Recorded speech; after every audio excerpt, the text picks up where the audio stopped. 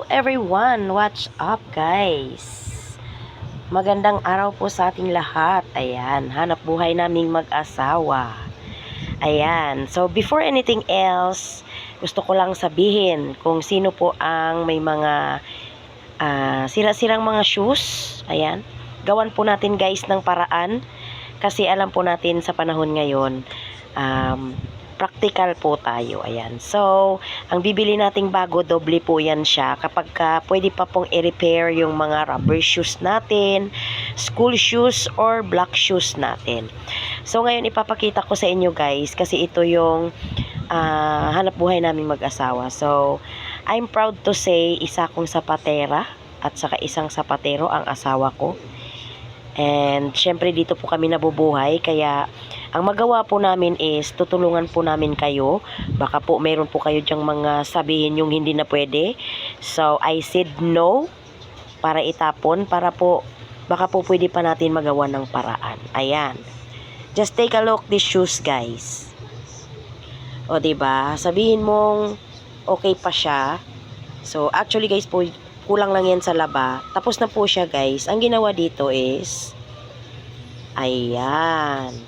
So ano po ang napansin nyo dyan guys? Yan, papakita ko sa inyo. Yan siya guys. Ang air niya na nasa loob. Ayan. O diba? Same is here. Dapat supposed to be dito yan siya. Ang nangyari guys sa shoes na to, ang hangin na ito dito is wala na po siya. So hindi po natin alam kung ano ang nangyari, bakit po nawala. So pinalitan po natin siya guys ng ayan na. O diba? Gawan po natin ng paraan para po pwede pa magamit. So ayan na siya po ngayon guys, dalawa. Pares po siya. Ganyan din po ang ginawa natin sa kabila para po pareho na po siya. O diba? Syempre, kasi binaklas natin yan guys, tahiin po natin. Ayan, yung mga tahi niya guys, maliliit lang ang tahi natin. Pulido po ang gawa natin guys. At for information sa lahat, ang tahi po natin is mano-mano guys. Thank you Lord sa matyagang paggawa ng mister ko. Ayan, so proud of him. Ayan, tahi po natin. Tahi niya po yan guys. O, diba? So, akalain mo bang pwede mo pa pala magawa ng paraan yung mga ganyan? O. See? So, sayang kung tinapon niya ito, wala na. O, diba? Pwede pa.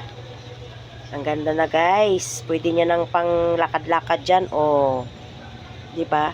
Ang layo, o. Buo na po siya, guys. Wala na po yung hangin sa loob na kagaya ng ganyan. Alright. So, pasensya na sa mga kalat-kalat. Ganyan po talaga kasi ito po yung hanap buhay natin.